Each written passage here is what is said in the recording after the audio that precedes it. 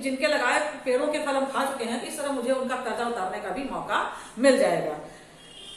तो हमें इस भावना से पेड़ नहीं लगाना चाहिए कि मतलब इसका फल हमें मिलेगा या नहीं मिलेगा, हम बेकार मेहनत क्यों करें।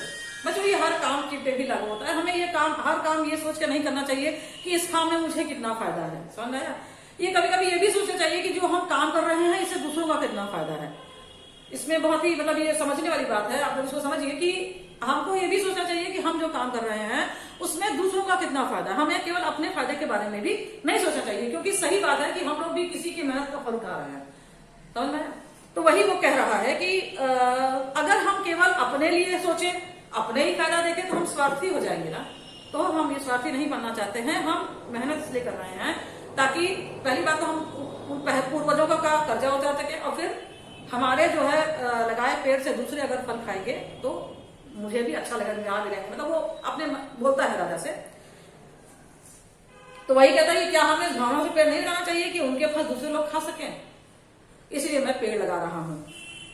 और केवल जो अपने लाभ के लिए काम करता है वो तो स्वार्थी होता है। अब वृद्ध की बात सुनकर राजा बहुत खुश हुआ और उसे आज कुछ ज्ञान भी मिला। ज्ञान यही मिला कि हमें हर काम अपने लिए नहीं करना चाहिए, हमें कुछ काम दूसरों के लिए भी करना चाहिए। ये नहीं सोचना चाहिए कि इसका फल हमें मिलेगा नहीं, हटा हम कुछ लोग होते हैं बच्चों कि अरे हम ये काम फालतू क्यों करें, इससे हमें क्या फायदा।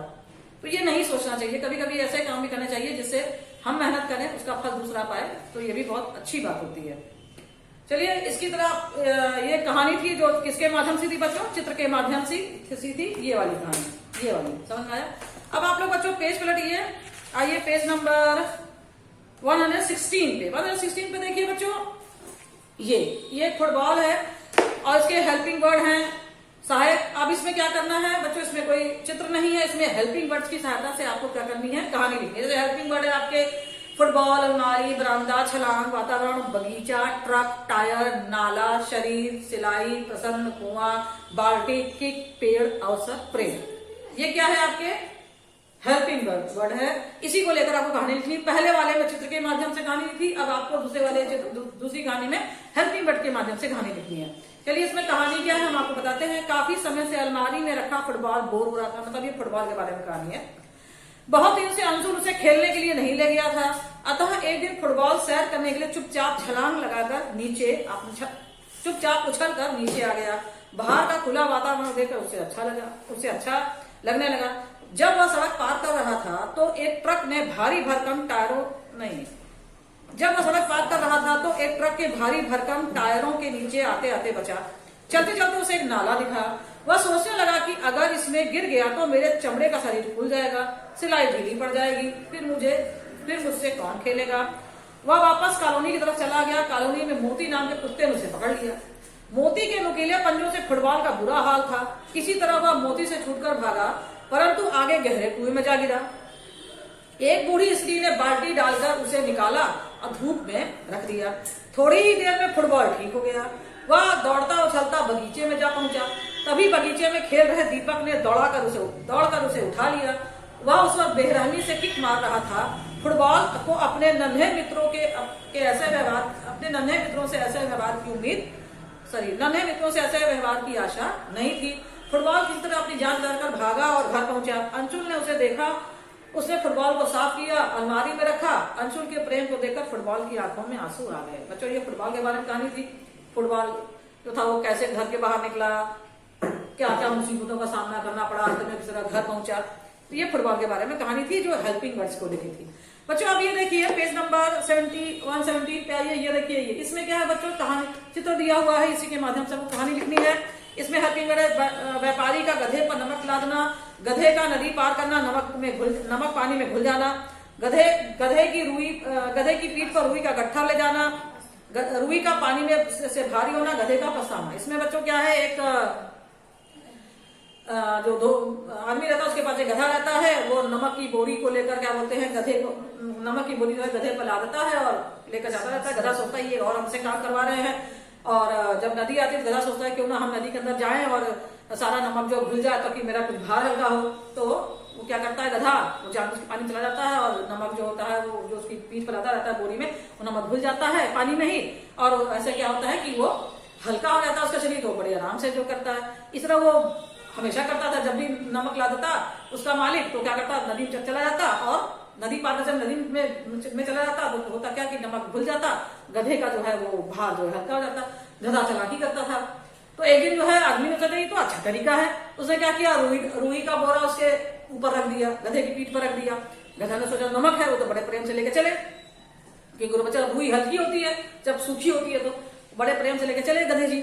अब जब उसने सोचा कि चलो आज भी हम इसको नमक जो है पानी में जाए, नमक घुल जाए, मेरा भार जो मेरी पीठ पर वो और भी हल्का हो जाएगा।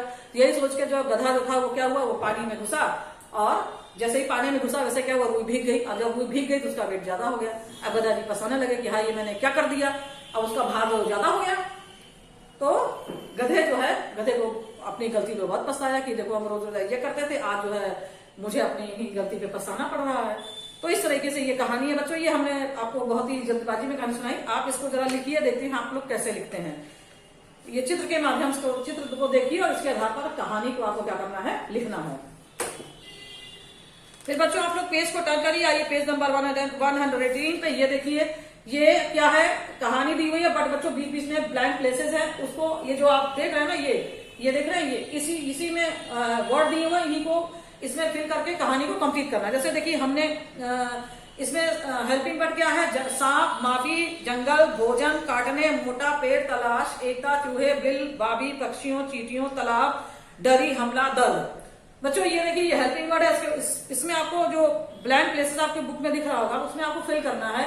इसको ये जो हेल्पिंग वर्ड की माध्यम से आपको कहानी को क्या करना है, कंप्लीट करना है। जैसे हमने किया है, एक घना जंगल था, उसमें भयंकर सांप रहता था, वह रात में भोजन की तलाश में निकलता था, वह पक्षियों के अंडे मेढक और चूहे खाता था। अधिक खाकर वह मोटा होता गया, इस कारण उसकी बाबी मतलब होता है बच्चों बिल, जिसमें सांप रहता है, छोटा पड़ने लगा। वह बिल छोड़कर एक विशाल पेड़ की जड़ में रहने लगा। पेड़ की जड़ में चींटियों की बाबी थी, मतलब चींटियों का भी बिल था। सांप सभी पशु पक्षियों को डराकर भगा दिया, सांप ने सभी पक्षी पक्षियों को डराकर वहां से भगा दिया।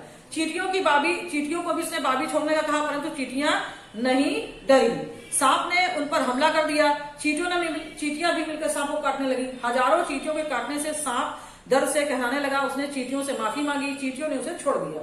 वह जंगल में तालाब के किनारे रहने चला गया। इस तरह चींटियों ने अपनी एकता से सांप को हरा दिया। समझा बच्चों? ये देखिए आप लोग ध्यान से देखिएगा, अगर आपको दिख रहा होगा, देखिए हमने फिल भी किया है। इसी तरह से आप लोग को ये हेल्पिंग वर्ड पढ़ना है और इस कहानी को क्या करना है, आपको जो ब्लैंक प्लेसेस को फिल करके इस कहानी को क्या करना है, आप लोगों को कंप्लीट करना है। ठीक, फिर आप लोग नीचे आइए। एकता में बहुत बल होता है, दूसरी कहानी है। इसमें क्या है, दिए गए संकेतों को पढ़कर रोचक कहानी लिखिए और इसका एक अच्छा सा नाम भी लिखिए।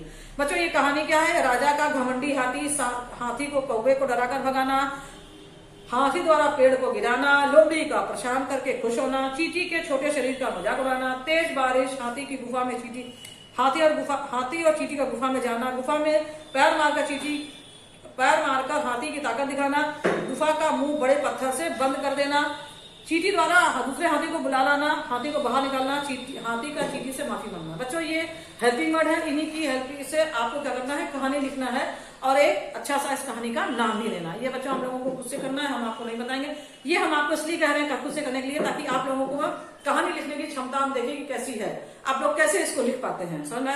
क्योंकि अगर हम बताएंगे तो कहानी एक जैसी हो जाएगी, सब बच्चे एक जैसा लिखेंगे। हम चाहते हैं कि सारे बच्चे अपनी अलग अलग क्रिएटिविटी यूज करके, अपना माइंड यूज करके इस कहानी को लिखें। और कहाँ लिखेंगे बच्चों, ये देखिए ये प्लेस दिया हुआ ब्लैंक, यहाँ पे आप लोगों को इसको लिखना है।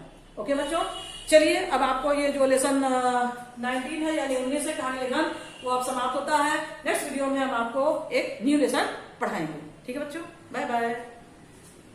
करोड़पति बनी केबीसी नाजिया, पहली करोड़पति।